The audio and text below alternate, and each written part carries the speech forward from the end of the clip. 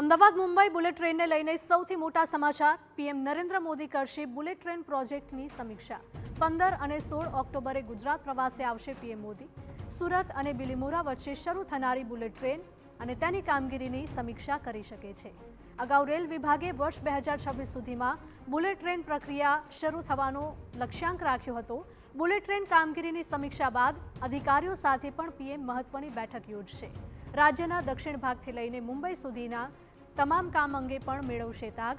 ભગવાન બિરસા મુંડાની 150મી જન્મ જયંતિ અંગે કાર્યક્રમમાં હાજરી આપશે।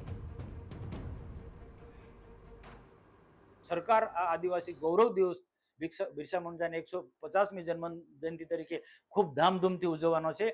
અને મારે એક આનંદ સાથે જણાવવાનું કે દેશના પ્રધાનમંત્રી નરેન્દ્ર મોદી સાહેબ ગુજરાતના નર્મદા જિલ્લામાં આવે એ રીતના સંપૂર્ણ તૈયારી ચાલુ રહી છે। વહીવટી તંત્ર એના માટે જગ્યાથી માંડીને સ્થળથી માંડીને બધી રીતના એ શોધી રહ્યું છે કે આવા કાર્યક્રમ ક્યાં કરવો, ડેડિયાપાડા કરવો કે પછી ક્યાં કરવો, અને એ રીતના સંપૂર્ણ રીતના આખી ટીમ, જિલ્લાની ટીમ કામે લાગી ગઈ છે।